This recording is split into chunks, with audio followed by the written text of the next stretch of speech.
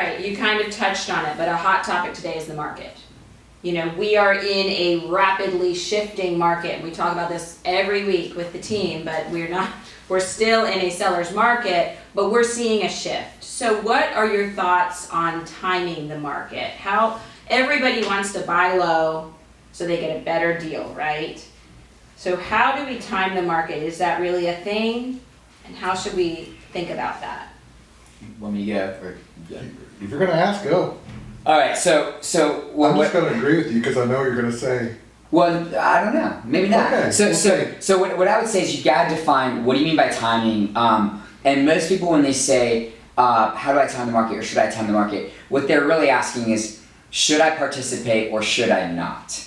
And I would say that you should always participate in real estate. I never envisioned a day where I'm not going to be participating in real estate, and I'm going to be investing in some form or fashion in Chattanooga. There's no reason. There's nothing you can bring me to the table that's going to beat a Chattanooga real estate investment. The reason I hate selling properties in Chattanooga, and I sometimes have to do it because on some deals I have partners, they want to sell, and we'll go over some of those investment deals actually later. I don't want to sell them because Chattanooga, just long-term growth it's just so solid. So I think should I participate or should I not? That's the wrong question. You should always participate. Now, what you might want to qualify is the form of your participation, and you might want to time the form of your participation. And what I mean by that is that there are certain business models that are predicated on the market of the moment. And so a great example of that is if you came to me and you said, hey, listen, over the past 3 years, my business model is to build 10 specs at a time in the suburbs and deliver them at $700,000 a piece. I would say, great, that's a phenomenal business model for right now. You should probably up that to 20 specs and you won't be able to keep up with it. If you said, hey, that's my business model right now, I'd say, well, you might want to back off of that. Lower that number down, maybe do some customs. If you said, hey, my investment business model is that I'm going to go tie up raw land under contract that I don't have the money to pay for, and then I'm going to flip that raw land before closing to some developer and make the spread there, I would say, hey, that would work really great over the last 3-4 years, but you'd be out of business and out of the business model right now, running around getting nothing. So that just shows that certain business models work for a market in the moment, but they don't necessarily work for today's market. Now, there are business models, and we've named them, the buy and hold business model, that just works always. It always works. It doesn't matter. I have bought properties low, I bought them high. The only time I have ever lost money is when I have sold a property that I should not have sold. But when you buy and you ride the ownership through the waves of the market, your long-term Chattanooga growth evens out those waves so that you end up profiting over the long term, no doubt. So then this market of the moment, what are your thoughts on that then? So you feel free to interrupt me, but I think that's the second thing you've got to define. Because again, we're not trying to time the market to decide whether we participate or not. We're trying to time our model to the market. Now, again, if you're buying and holding, you don't have to time that model. Just buy and hold. Just buy and hold. Always, you're never going to go wrong with that. If you have a different model where you're having to time the market, then you need to understand what's going on in this market. And that's where I think that there's just so much misinformation going on out there, because people are throwing words like recession or downturn. And since most everybody lived through or has memories of the 2008 downturn, 2007 downturn, everybody says, oh, I know what that means.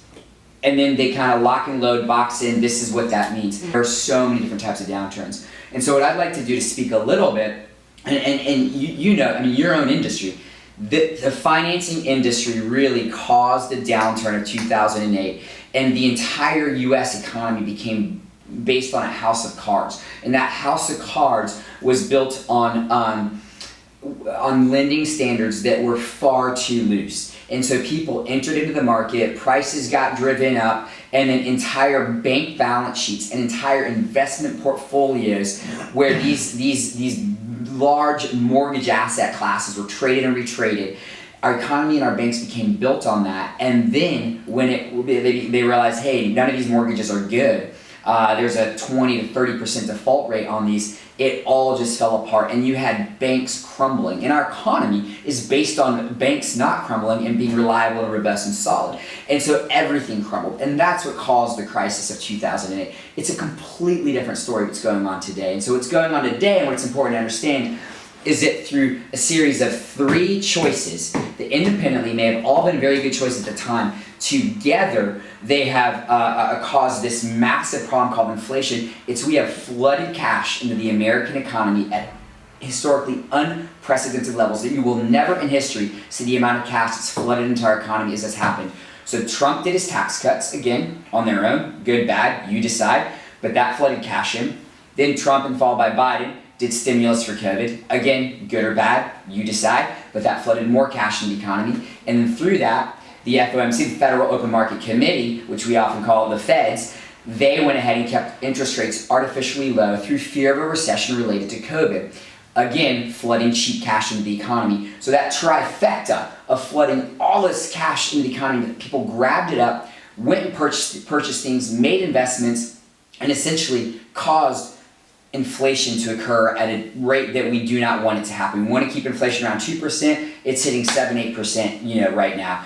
And so the FOMC is looking at this, Federal Open Market Committee is looking at this, says we can't do that. Inflation is the worst enemy to our economy. Everything else about the economy looks great. People want to buy houses. They want to, there's more demand, there's too little supply. We're still at a 2-month supply in Chattanooga. 2-month supply is ridiculously low. So job market is phenomenal right now. There's something like, we're outpacing the number of open jobs, something like 11,000 open jobs on the market right now, and there's unemployment's like 2,000 or something like that, 11 million to 2 million. So that's a $9 million gap right there of jobs to unemployment. Now that number's going to come down, that number's going to rise, but still we have a phenomenal, really underlying economic underpinnings and real estate underpinnings. But the problem is you have a couple people in a boardroom like this that are sitting around there and saying, we are going to artificially raise interest rates in order to combat inflation. And this is the only reason there is any kind of downturn being talked about in anything. So it's a handful of human beings in a room. It's not an economy built on artifice. It's just a handful of people saying, hey, short term, we've got to get inflation under control. So short term, we're going to raise these rates. So short term, that's going to cause some affordability problems. And people are going to have to slow down some investment, slow down some business growth. And over time, that's going to be good for a stable, robust economy. Do you want to add to that? Or?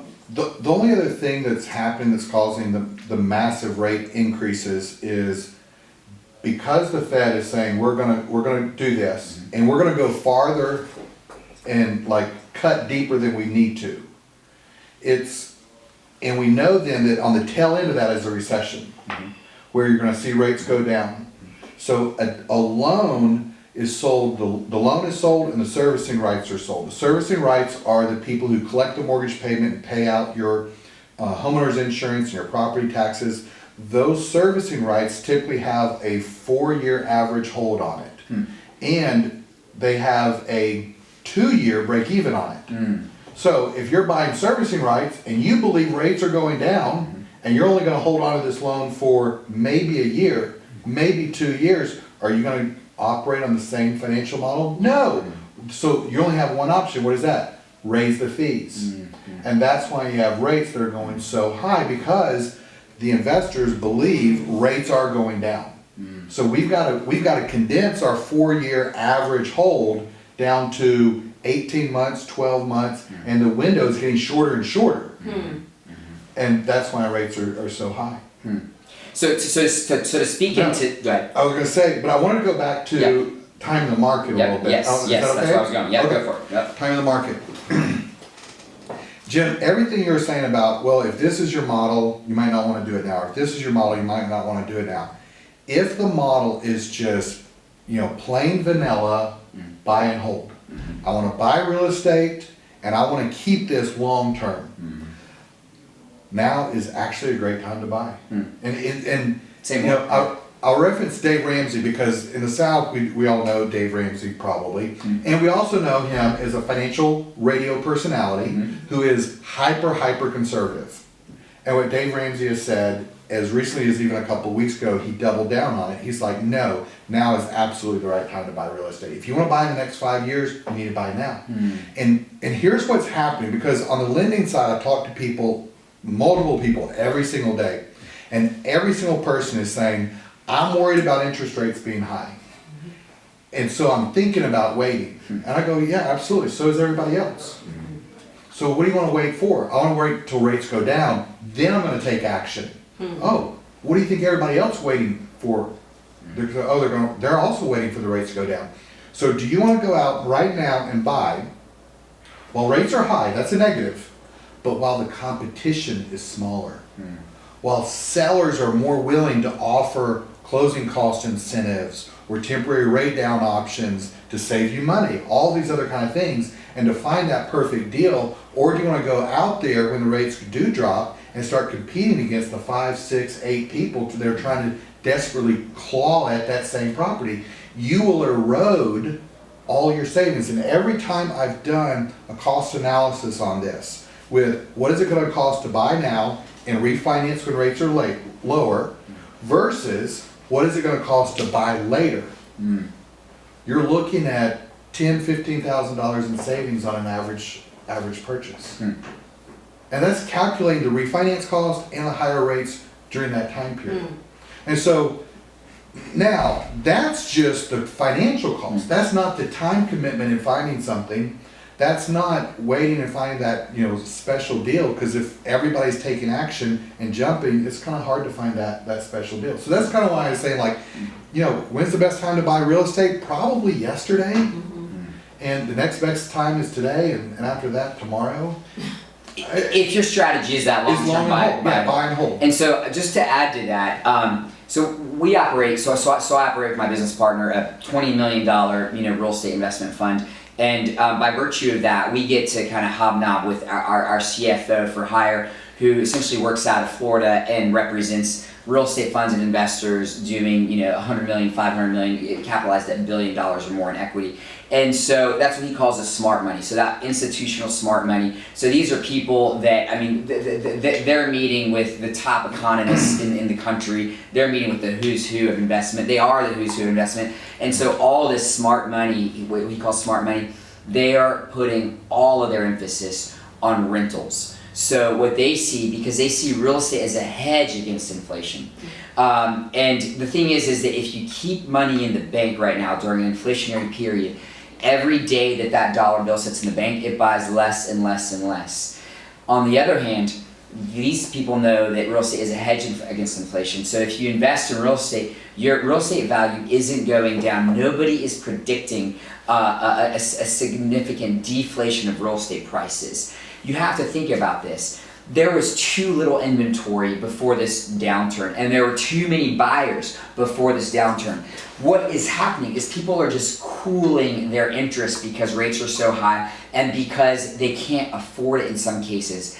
But this is a temporary situation. And so these people that are cooling, it's kind of like everybody lining up at Walmart. It's backed up, and it's just backing up, lining up. And as rates start to drop, you're going to see these people flood back into the market.